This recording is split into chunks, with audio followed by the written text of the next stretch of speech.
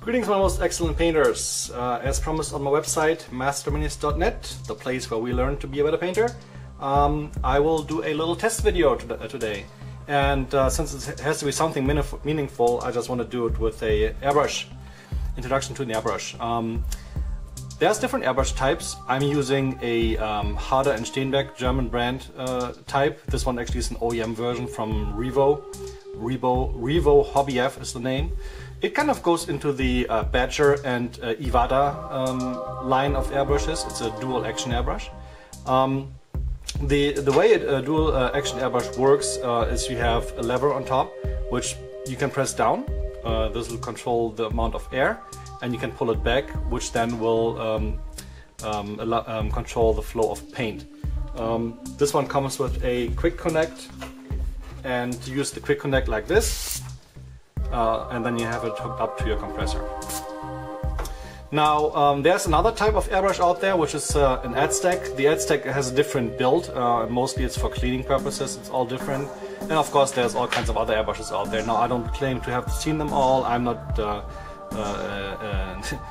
elite airbrush artist, but I know how to disassemble this. And again, for the Iwata and the Badger line, this should be about the same.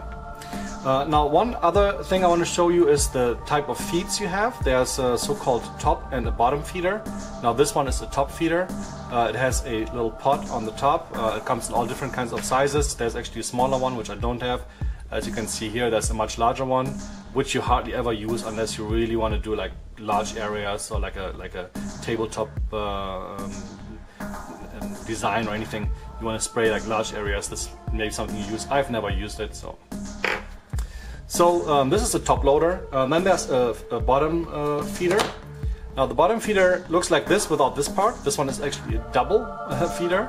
On the bottom you can actually put paint bottles. I don't have one, but there's like a little bottle that has a little metal thingy attached to it, which you plug in here, and then it just pulls the air out. Pulls the color out of the little pot, and then just works the same way. Again, something I've never used. I don't even know why I would use it, especially for miniature painting. It's not really helpful. Obviously, if you have like a little pot on here, maybe like something of this size here, you can imagine how much paint you got in there. But then again, with a small miniature, it really doesn't make too much sense. So I bought this. I don't recommend it actually. I would just go with a normal top feeder, and that's it. Okay, so much for types of airbrushes. Alright, let's talk a little bit about how to assemble and deassemble an airbrush, especially for cleaning. I'm just going to put this one to the side.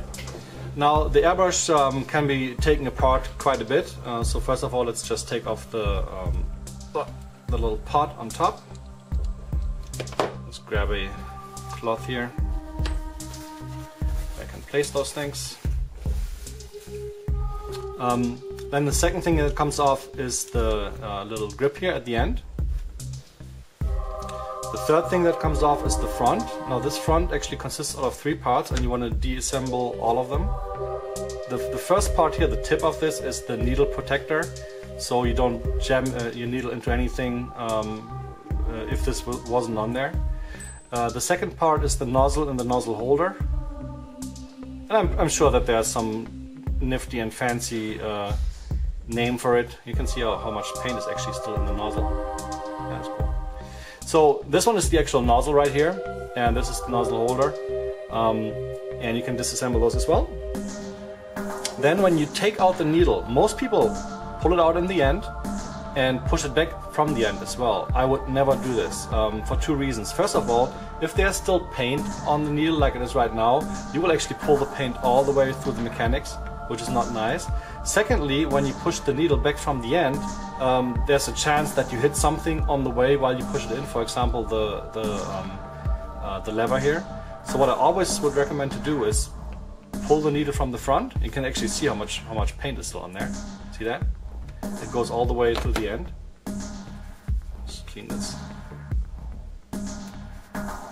And when you put the needle back in, after cleaning, you also do this from the front. Now, and if you do this again, you can't really hit anything with the needle. I actually jammed this needle in my finger the other day, all the way through the bone, and that was enough to bend the tip like 90 degrees. Not only was that painful, but that needle is gone. I actually ordered 2 new ones yesterday. I straightened it a little bit, but it's not really spraying consistently right now, so something you want to keep in mind. Now, as far as cleaning is concerned, this is as far as I would disassemble it. Now, cleaning is very simple. There's all kinds of airbrush cleaners. I have this one from Vallejo, which is okay.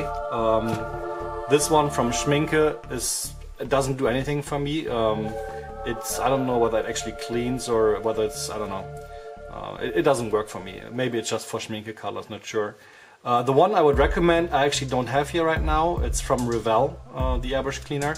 But since I don't have it, I'm just going to use this. So what I sometimes do, I'm just going to put something in my hand and then just take the needle and pull it through, clean it like this with my fingers. Sometimes I use a cloth, it doesn't really matter. You definitely want to make sure that you get the tip clean up here. And again, I'm just taking my fingers and putting it this way. The way I actually bent it was I did it the other way, and I just really jammed it into my finger all the way through the bone, which was not so much fun. And that's that. What I also do is I just use some kind of body grease. That's the tasteful part of this video. Use some body grease like from my nose or from behind my ears, and just grease this a little bit like this, and you're all done. And then you just go ahead, put it back into the airbrush, and I actually pull it all the way in so I can't see the needle in the front anymore. Okay. Now the second thing as far as cleaning is concerned is this part here. This is really important. This is the nozzle. If this is not clean, no air will come out. There's all kinds of tools for this. For example, this special tool here, which I usually soak in airbrush cleaner. I move it in here. You can see how actually there's some color in there. I just was basing something. This you can use for cleaning it. I'm not going to go into too much detail right now, but this is what you use. Also, you can actually use this to clean the front part here, which hardly ever is necessary. So, alright, so you clean this. Then sometimes the tip is like really jammed with paint. So you got this little needle here, and this little needle will go all the way through. You just turn it a couple of times, pull it out, and you can, I mean, right now it's obviously dirty, but even if it's like really dried in, this will actually make sure that you can clean this again. And if everything fails because it's really jammed up, I have this right now. I have some airbrush cleaner here, and there's a separate nozzle in here, which I'm just cleaning. So I'm just doing it like this. Some people have those machines, I don't know what they're called, for cleaning glasses, the vibration thingies. This obviously works as well. I'm just using this, and it's fine. So let's pretend I've cleaned everything completely. I already got my needle back in the airbrush. I'm just assembling this part again. I'm going to be very careful not to bend the tip here or to damage it in any way. I'm going to put the protector back on. If I can do this with my big fingers. Come on, you can do it. And then just screw this back in.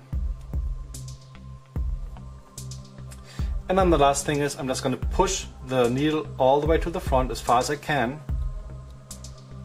Connect this, and I'm done. You can replace this. I always leave this off. I find it more comfortable having it like this. But well, I mean, that's your choice basically. And then you just put on the pot again, and you're all done. And you're ready for brushing again. So this is again just a quick test video content, just to how to assemble and reassemble your airbrush. Yeah, I hope the test worked. I hope you liked it, and there's more to come. Make sure you check out masterminis.net. You see the address here. And we have a little section now where you can ask your questions, and I will try to answer them. Anything miniature painting related.